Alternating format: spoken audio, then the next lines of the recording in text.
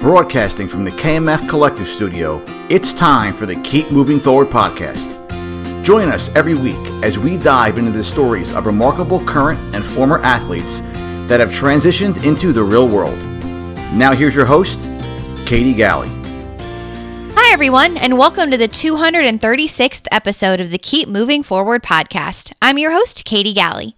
In the KMF Collective Studio with me today, I have former collegiate basketball player and founder of the Sport Sorority, LeShonda Martin. How are you doing, LeShonda?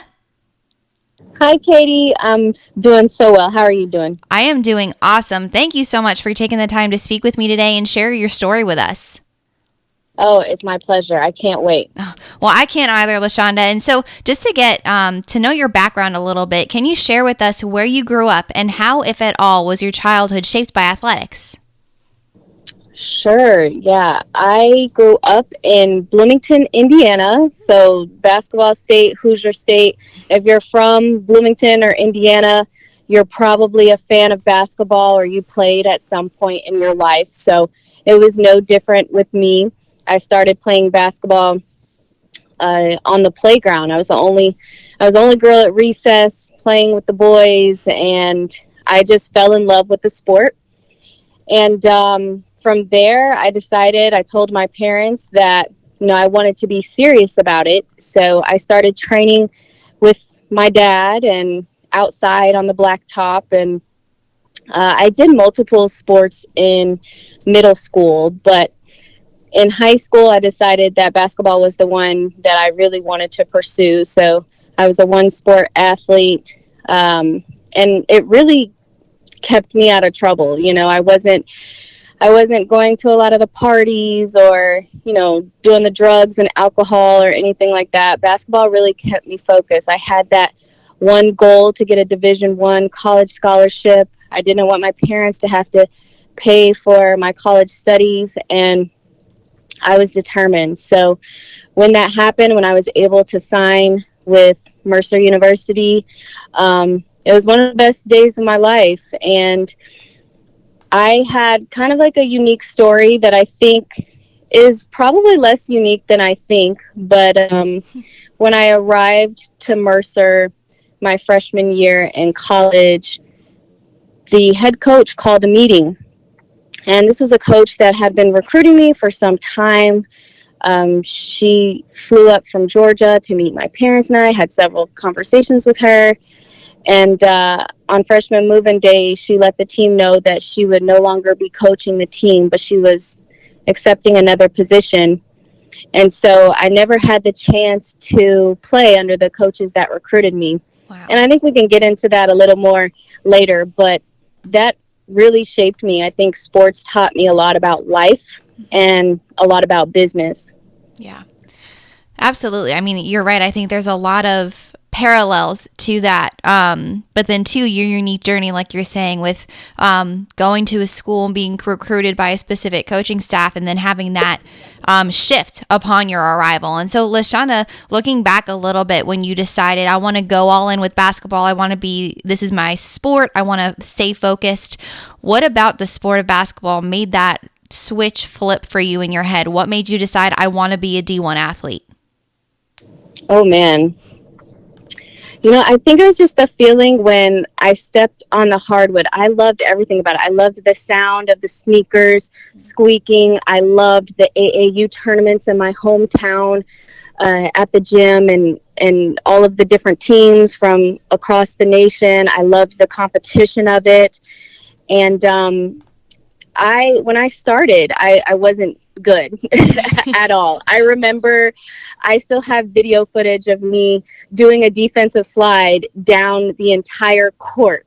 Like, I'm not running, I'm playing defense. And so I had no idea what I was doing, but I was determined to get better. I had just decided that I really love how I feel when I'm out here on the court. I love meeting new people and building those relationships with teammates. And I think part of it was also just wanting to show up for my team and contribute and be a part of the win.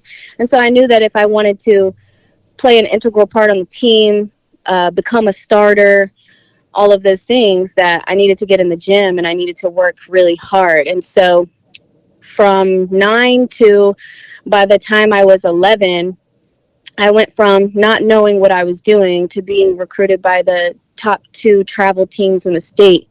And I chose one of them. I ended up in my career playing for both of them. But that experience playing AAU ball, I became obsessed with the win. I mean, we were winning state competitions, we were going to nationals, and so now I'm experiencing my first airplane ride and going to Disney World for nationals and trading pins with other players and going to exposure camps and just the whole community of it, you know, the whole culture, the whole basketball culture. I just loved it and I didn't want it to end. And so I knew that if I didn't want it to end, I had to get my butt in the gym and just be the best I could be.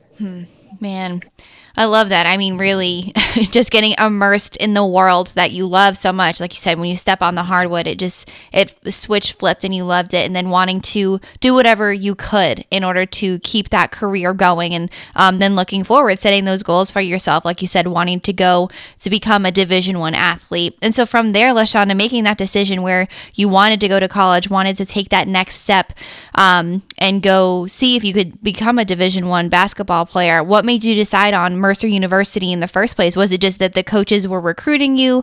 Was it there's something specific about the school? Good question. Well, just to rewind in the whole recruiting process, and I would definitely mentor players and parents today about that process, because I was the first in my family to go to college, graduate college, be recruited, have that opportunity. And so it was all new to my family. We didn't understand a lot about it. And so when I was getting on the phone with college coaches, you know, I didn't really know what to say, what not to say, and sometimes was maybe a little too honest. So I learned from that. But I would say with Mercer, we definitely, my parents and I, we wanted me to go. I mean, it's still academics first. So Right. Mercer was a private school. You know, they would look at all of the college rankings and see how they fared. And so I definitely wanted to go somewhere where education was important. I could get a good education.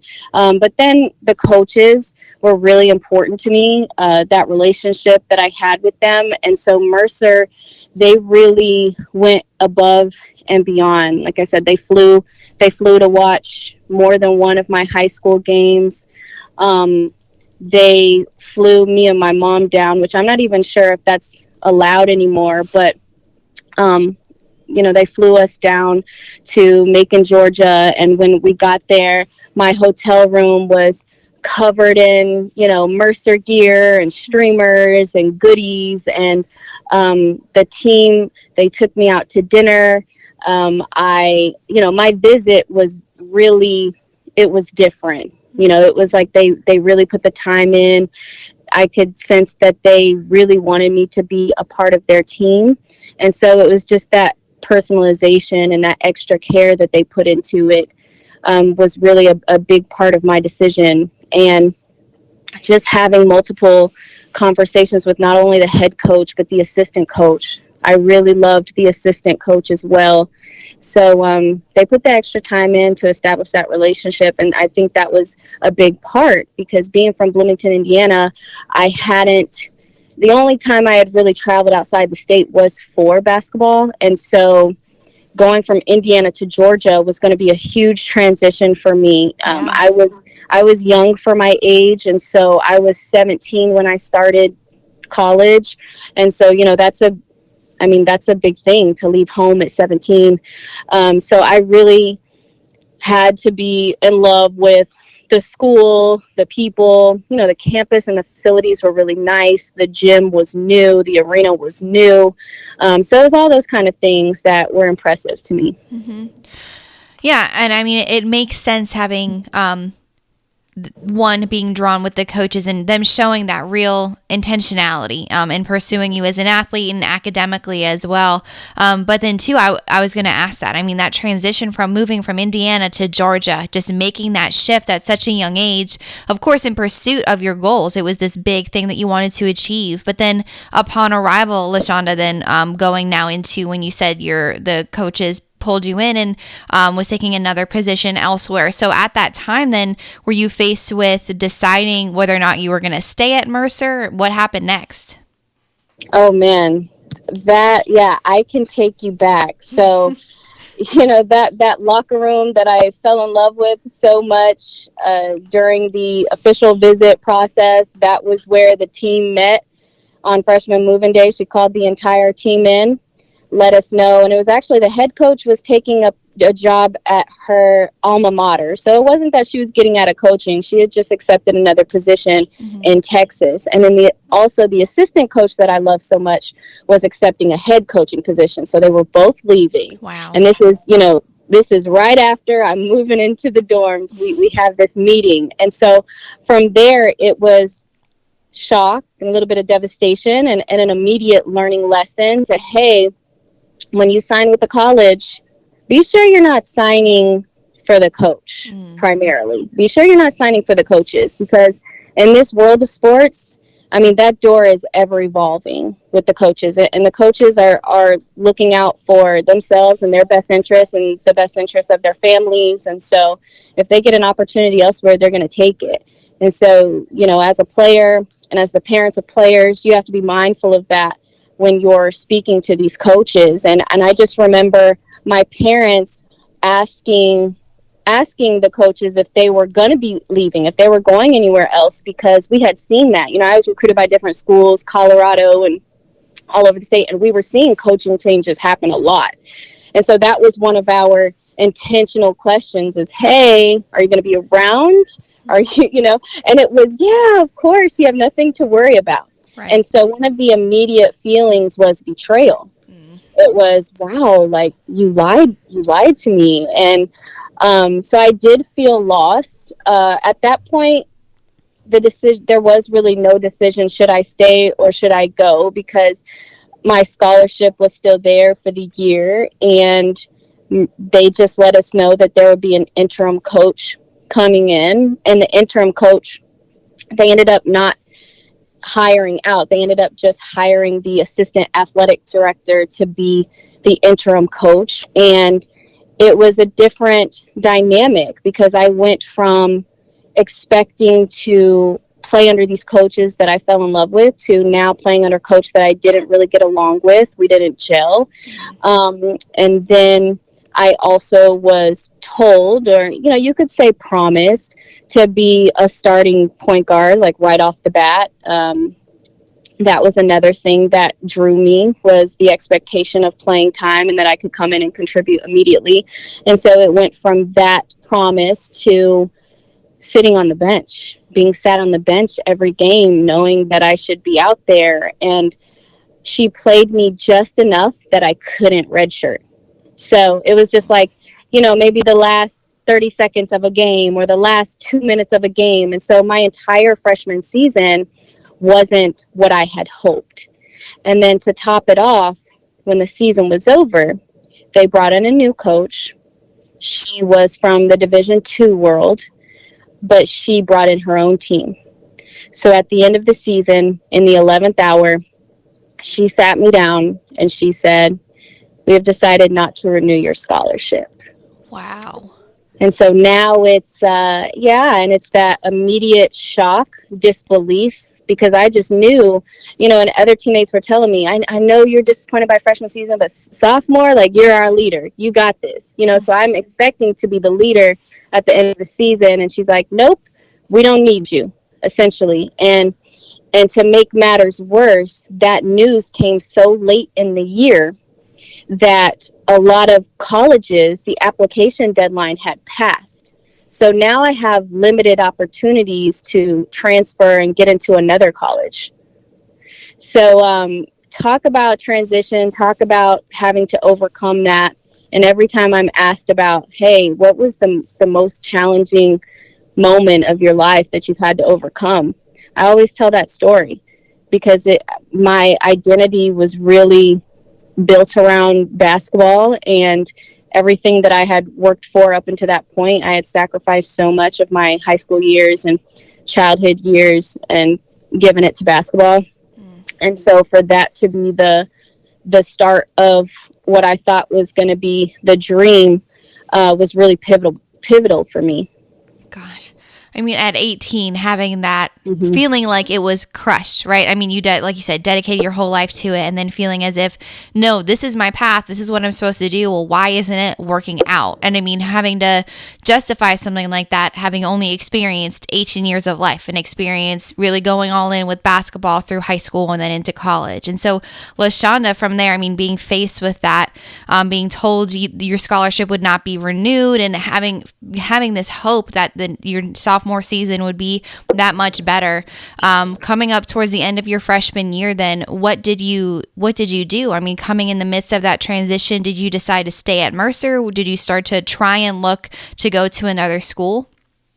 Yeah, so that was crushing. I'm not going to lie. It was crushing for a while. And what happened was, I immediately called my parents, and they were shocked. They were like, this is BS, all of that stuff. Yeah. And I was just done. I was done with basketball. There were so many ups and downs through the years, and even with my high school coach and overcoming that, and, just so many things. So it was kind of like that final straw. But my dad said, you'll regret it if you don't continue to play. Mm-hmm. And so I think it's important to have wise counsel. I think it's important to have at least one person in your life who doesn't want anything from you, who has your best interests at heart, who can give you sound advice. And so in that moment, that was my dad, because I was ready to give up on it. And, but I knew he was right. Deep down, I knew he was right, that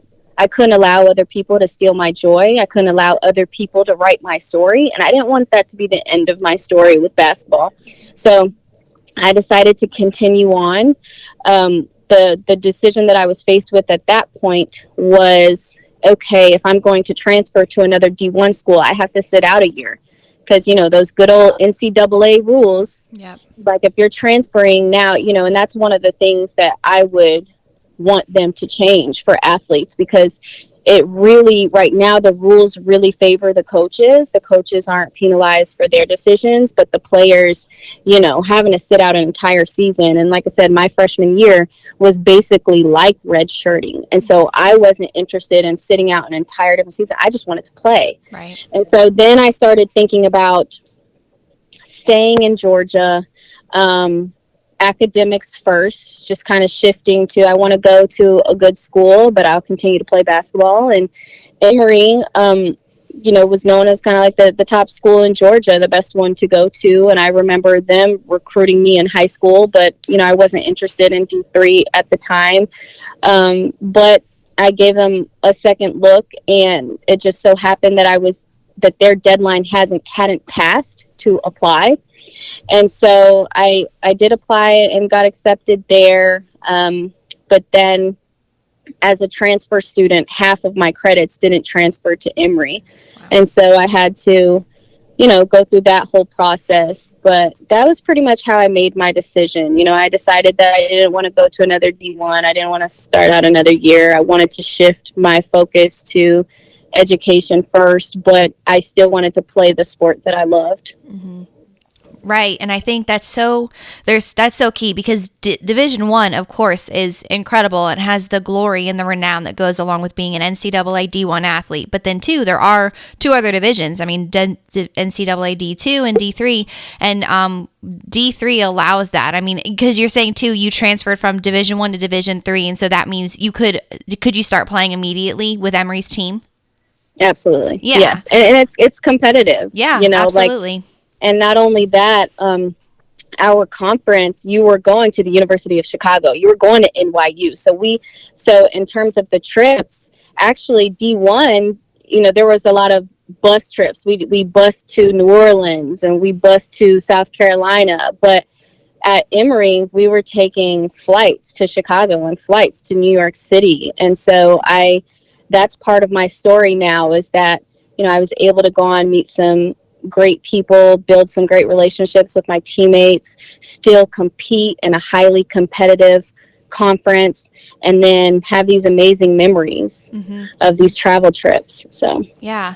I think there's so much value. I might be biased too, because I was a former D3 athlete, but I think there's so much value in going D3 because you really do get to contribute to the team. You get to still have that college student athlete experience, but then too, like you're saying, the rigor and focus on academics. And like you said, that's key because you need to focus on both, in order to succeed post college. And so, LeShonda, when you did make that initial transition, though, going to Emory and having that opportunity present itself, did you have, I guess, upon arrival, any thoughts of, man, this is D3, I wish I was still Division I, or did you have any not necessarily regrets, but thoughts of, this is not as high a level, or I wish I was still at the high level of D1? And how did you navigate that kind of the mental space you were in at that time?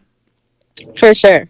Yeah. I for sure had those thoughts. Yeah. I for sure had a lot of bitterness and anger pent up, and a lot of meetings with my head coach in her office trying to talk some sense into me.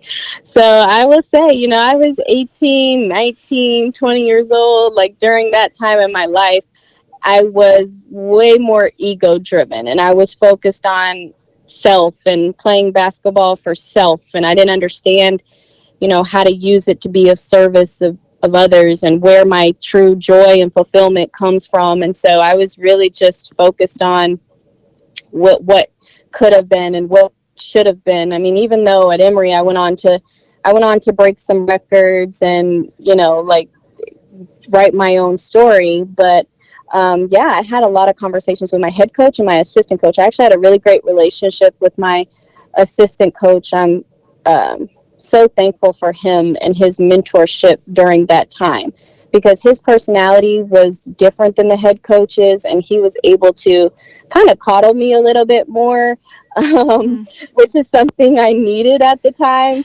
But, I mean, and the head coach came with the tough love. So right. I kind of had the yin and yang there.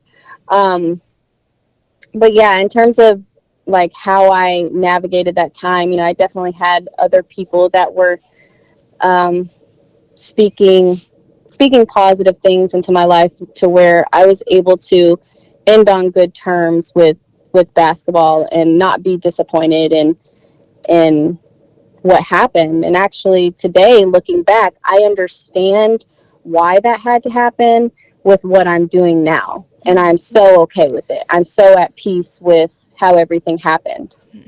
And it's amazing to be able to do that, right? I mean, reflect back and realize this was never the path I thought I would walk, but it's led me to exactly where I was always meant to go. And when you're in the midst of it, it's the worst, because you're like, this is not what I want to be doing, or this is not what I saw for myself. But now you get to look back at your younger self and realize, no, this was exactly what was going to lead me to what I get to do today. Exactly, because a lot of the interviews and questions that I get now have to do with resilience. They have, how are you resilient? How are you so persistent to do this and to do this? And I just believe that if I had gotten everything I wanted in my basketball career, if those things had never happened, I would probably live a less exciting life, and I wouldn't be where I am today. And part of what I do now is I do high performance coaching, and it's my dream to speak to other athletes, former athletes, elite athletes. And I know that I will be able to connect, and I will be able to share that story. And the message is, get over yourself. It's not all about you. And the sooner that you focus on service, and what you're supposed to do in life, your purpose, your calling is tied to others. And sooner that you understand that and stop feeling sorry for yourself, the sooner you're going to find your next purpose in life. And it's really that message too of like, your pain, there's purpose in your pain. Mm-hmm. And so, if I hadn't been through that 15 years ago, I wouldn't be able to share that message and relate to my ideal client or my ideal demographic today. So I'm really thankful that I get to share that message. And, you know, they say like your test becomes your testimony. So that's definitely the case with me in sports. Wow. I love that. Your test becomes your testimony. And it's, I mean, you're right, at a young age. And two, I mean, being so driven and goal oriented with athletics, it's easy to focus inward and look at only what you're doing and forget that there's just this whole big world out there too. And having that reflection of, like you're saying, it's your purpose, and you can be driven and focus on what you want to achieve, but it's also, it has to be tied to others. It's your calling and how it's tied to other people to help them and help them grow. And a big piece of that is the journey that you've walked, the experiences that you've had in your life allow you that unique perspective to help somebody walk through the same thing or very similar situation. Like you're saying, you get to help these young athletes now navigate that because it's your experience allows that. And while you were in it, it was tough and it was challenging and it was just the worst. But now you get to help people navigate that piece that was so challenging for you. Absolutely. Because I just believe that one of the keys to success, fulfillment, happiness in life is your ability to cope. What coping mechanisms do you have? And I believe that sports can teach you a lot about how to handle life's challenges and setbacks. Yeah. It absolutely does. I mean, just the things you learn from sports are just endless. It's amazing how they apply to so many areas of your life, whether inside or outside of fitness or athletics. It's just the discipline that you learn and those learned experiences. It's just they transfer everywhere. And so, LeShonda, from that time then, I mean, making that transition from Mercer to Emory and having that mindset shift and battling with your own ego, and luckily, like you're saying, needing those people in your life, those mentors and guides to help you, and having your assistant coach be there and really meeting you where you're at. So upon arriving at Emory and then looking forward into the next few years at college, what was your experience like? Did you eventually settle in and have a mindset shift, or was it not until later in life after you had graduated college that you really shifted your mindset to realize that was, in fact, the path you were meant to walk down? Yeah, I would say it came later, but in terms of my experience at Emory, I had a lot of fun. I had fun going to college in Atlanta, meeting people from different schools. The people at Emory are great people. They're all fantastic. I mean, just brilliant people. And so to have that network, I'm super grateful for. My mindset at the time was still, I'm an athlete. Like my identity was really hung up around that. And so when I neared the end of my college experience, I went to school for business, but then my sophomore year, I transitioned to majoring in psychology and sociology, which again is so true to what I'm doing today with coaching other people, with high performance coaching. So it's funny how that came back around.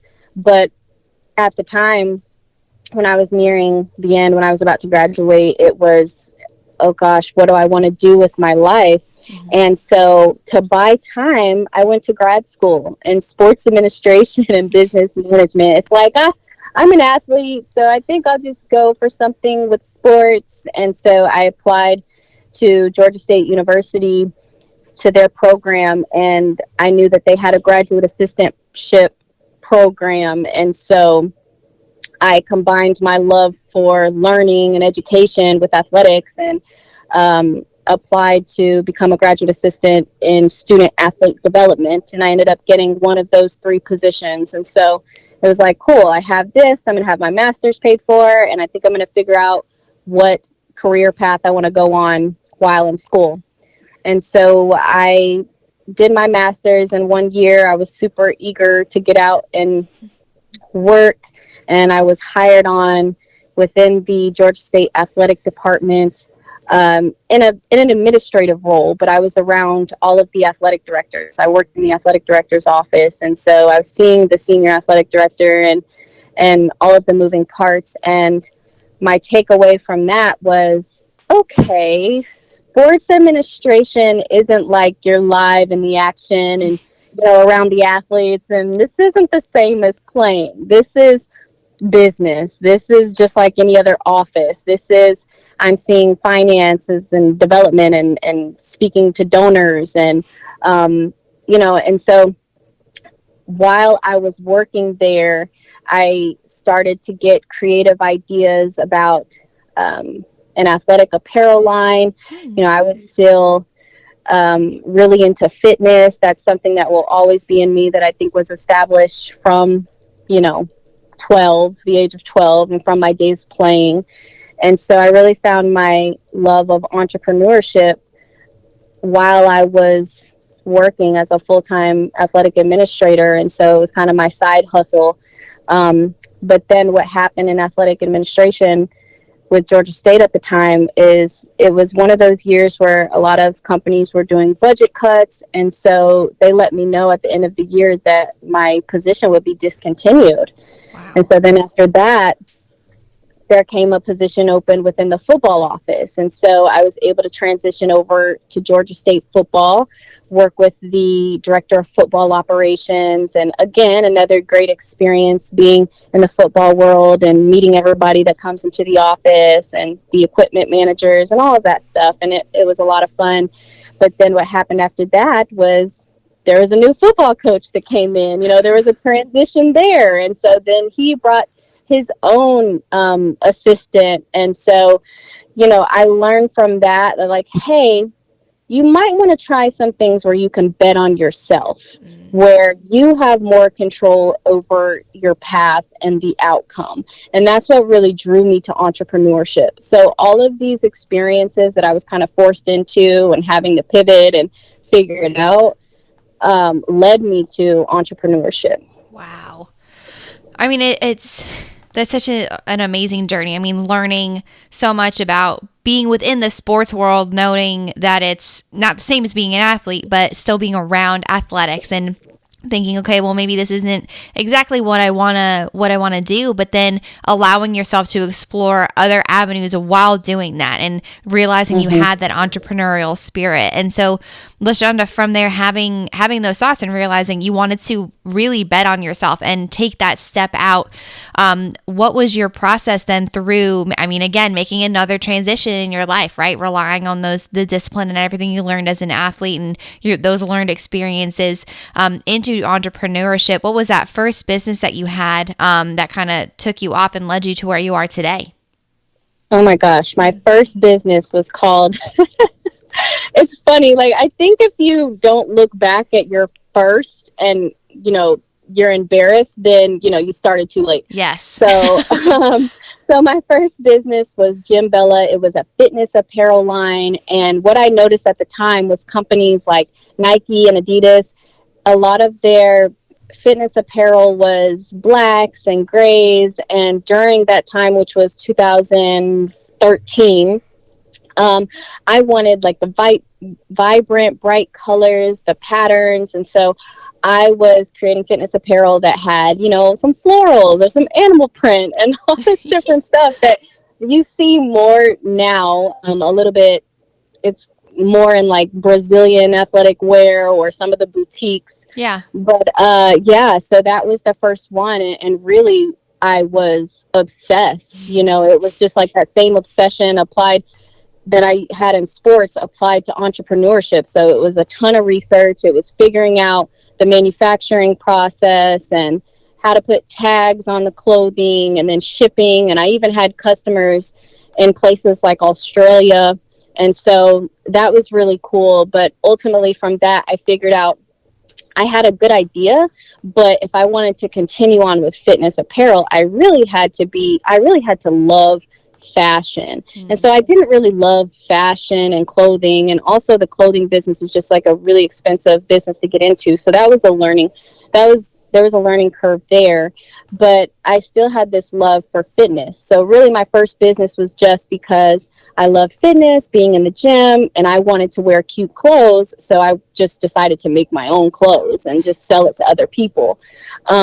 So from there, I started my own personal training business, and that went really well. I'm still in touch with some of my former clients today. But then life happened, and I fell in love, got engaged, and my fiance, he played in the NFL, and so his career was, I'm over here and I'm over here. And so I had to make a decision at that time. Okay, do I want to move, or do I want to stay in Atlanta and do some personal training? And I decided at that time that I wanted to be with him. And so I fit family life into my plan. And then my next venture after personal training was real estate. So I've dabbled in a lot of different things. Wow. Yeah. But then the digital media business came from when I met my husband. So what I've been doing the past 5 years really stemmed from when I married my husband, and that's a whole different story, but that led me into the world of online business, digital media, and really building communities online. Wow. And so is that what the Sport Sorority has grown into, that digital media presence? Yes, absolutely. So like the backstory there, in 2015, when I married my husband, I Googled NFL wives, looking for a community to connect with, because the lifestyle can be isolating. A lot of times the partners are moving away from friends and family and life as they know it. And so I was like, okay, I need a community of other women who kind of understand, or who I can meet up with, even virtually. Yeah. And instead of finding a community, I found articles titled hottest and sexiest NFL wives, article after article. And I'm like, this is the conversation about these women. Like, this is it. And I had an issue with that, because I was like, okay, I know what my resume entails. I know what I've done in my life. I don't like being defined by my husband and defined in this way. And a lot of the stereotypes were trophy wife, has nothing going for herself, all of these derogatory things. And so I had two options. Either I could say whatever, or I could say I have an issue with that and I want to make a change, and I want to change the narrative. So what I did was I started a blog. At that point, I had met some other women who were wives. My husband was with the Jacksonville Jaguars at the time, and so I had met some of the other wives, and I said, okay, I'm going to start with my story, and I'm going to interview the other wives on the team and put out their stories and all the amazing things that they do and what they're about. And because I was really inspired by them, I was inspired by the women that they were, and not what you saw in the media. And so I just want to put out another narrative. And what happened was, when I launched that blog, a social media page, it grew really fast. And my initial mission was to change the public's perception of us, of the wives of professional athletes.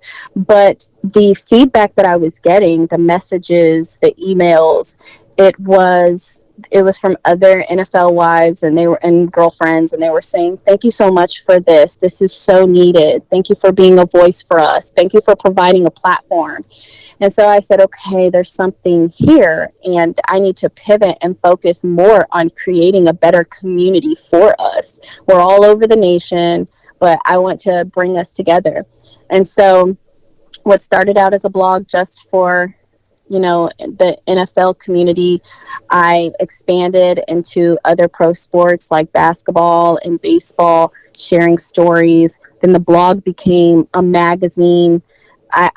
I really wanted to try my hand at magazines, just because I have that creative brain. And so that was really fun. And then from the magazine came events, because our community really wanted to connect. And so the last event I had for that group of women was a conference in LA. And so I did that for 4 years, and then I rebranded to the Sport Sorority. And the reason for that was because my husband had retired, and I wasn't feeling as connected to the community, and I wanted to return to my roots. It was really a decision about returning to my roots and doing the same thing that I had done for the pro athlete wives community, and bringing that to female athletes, to athletes who happen to be women.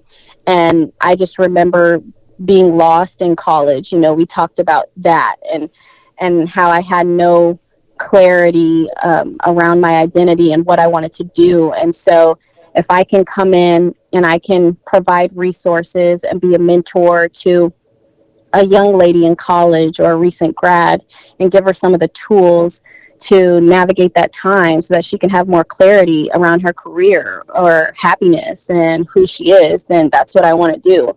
So I rebranded last year to the Sport Sorority, and we've been going ever since. We just launched a membership last month, and I've just been focused on serving, doing live coaching in there. Like I said, having courses in there and providing some of the resources. So it's been really great to be able to give back to the next generation. I love that. That's such an incredible journey. And then to see, to want more for your identity than what, I guess, going online, what media was saying or what social media says or what articles were saying. And I mean, you can tie that back to like when you were playing basketball. Your identity is so rooted in the athlete that you were, and it's because you loved that sport and it's what you did for your whole life. And so realizing after those transitions coming out of college and having no longer being in organized athletics, having the realization that your identity is not rooted in circumstantial things. And so, I mean, having the realization of, okay, I'm taking issue with the fact that I'm so much more than just a wife, than just someone going through this navigational period. And so wanting to form that community of women, and that's amazing. And then two, now taking it further of wanting to help the next generation of athletes. And so with the Sport Sorority specifically, LeShonda, you said you made that rebrand last year and shifted into helping this generation. You have online courses and this community that you've built. Is it specifically for female athletes who are transitioning, about to transition? Is it just athletes, female athletes in general? Who is your target demographic, and what other, I guess, verticals, things do you offer? Yeah, so the Sports Sorority, we're an online community and sports resource for the next generation of women leaders in sports. So that's all women who are working in sports. We even have some resource for those pro athlete wives still who really want to start their business and all of that. I'm all about ambitious women. So really who we cater to is the women who want to be leaders and who are super ambitious and, going after their dreams and their careers. So that's not just athletes. That's if you're a sports journalist, if you want to become the next female GM or the first female GM of the NBA. And so we have a lot of that in our community. So a great place to connect with us is on Instagram at the Sport Sorority. We have our community over there. We have takeovers, so you can see a day in the life of, a law student, someone who wants to become an NFL agent or an NBA agent. You can see what that takes. We have our IG Live interviews that we've been doing this year with our last one was with Dr. Jen Welter, who is the first female coach in the NFL. And so we really are also championing women and bringing more awareness to the women who work in sports and bringing more visibility to the jobs that are available for us, just outside of the typical that you may think. Like, what does a scout do? What does that entail? And what path would I have to go on in order to become a scout, a pro scout? So those sort of things you can find on our Instagram. We also have our website where we interview women. So if you work in sports, please reach out to us, hi@thesportsorority.com. We'd love to feature you. We'd love to talk to you. And so, I'd say like our website, our social media, and then inside of our membership, it's all about networking. I do a live coaching call once a month. I do a coaching call, and then we're going to start doing our virtual coffee and goal setting meetups as well. So we'll have 2 meetings a month where you get to connect with our virtual community and set your goals, and then also do Q&A with me. So I'll be answering your questions. I teach a lot on mindset since I'm in the coaching world. So I teach a lot on mindset hacks and success coaching, and all of that. So yeah, that's some of the stuff that we offer. It's amazing where it started and then the potential of growth that it had and that you're allowing it to become. I mean, just seeing the different verticals and being able to help all these athletes and just see the different areas that you can contribute. And like you're saying, the mindset coaching and goal setting, being able to meet them where they're at. And so LeShonda, from where the rebranding of the Sport Sorority and looking forward, where do you hope it goes? What's your overall, or I guess, future mission for the Sport Sorority? Good question.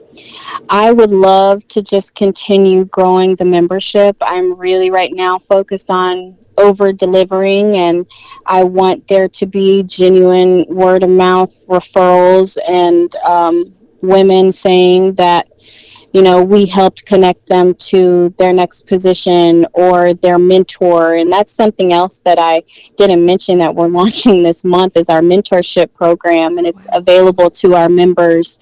So we actually, when we put the word out to mentors, we had almost 20 that were interested. And so right now my team and I, we're splitting it up into cohorts. So we have a couple cohorts already of mentors who are ready to pour into the next generation. And so yeah, as far as where I see it going, it's just a growth of the membership and the success stories from that.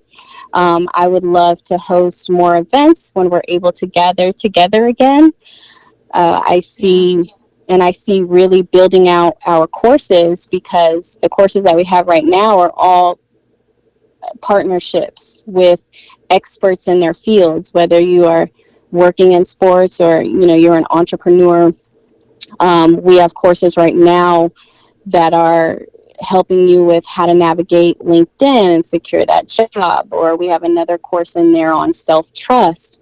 We have those industry specific courses like event management and how to get sponsorships. And then my course releases this month called Locker Room to Boardroom Leadership. And so I just really want to build out our offering of courses and become like the Sport Sorority Institute, and just have this virtual curriculum, because I think it's so expensive, college these days, and some of the programs. I mean, I love a Harvard Business School and I love their programming, but you can go there for 4 days. I think there's a course that you can take for 4 days and it's $15,000 or something like that. So wow.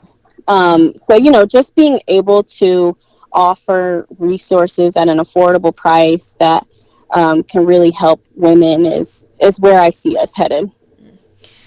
That's great. And what I love most is you're putting things out there that you would have wanted. So it's drawing on your own experience and having navigated through your own transitions, athletic and otherwise. It's reflecting back and creating the resources you would have benefited from having at those times in your life. 100%. Yeah. Exactly. Love that. Well, LeShonda, looking back, and having truly accomplished so much, navigating these transitions and using every piece of experience that you had to help propel you forward into what you're doing today with the Sport Sorority, and looking forward, having these goals and ambitions for where you want it to grow and just to continue to help these female athletes. I just have one final question that I ask all of my interviewees. What do you want to be remembered for? That's a great question. I think I want to be remembered as someone who was a great leader, who really cared about people, who put others before herself and genuinely wanted to be a part of another's legacy. I think breaking generational curses is one of my strongest whys. There's a lot of trauma and different things within my own family. And so just breaking the cycle with, my husband and my sons is always something that's been important to me. But then to take it a step further and help others break those generational barriers is probably the number one thing. Thank you all for tuning in. I hope you enjoyed today's episode. To learn more about our guest, check out the show notes at keepmovingforward.us.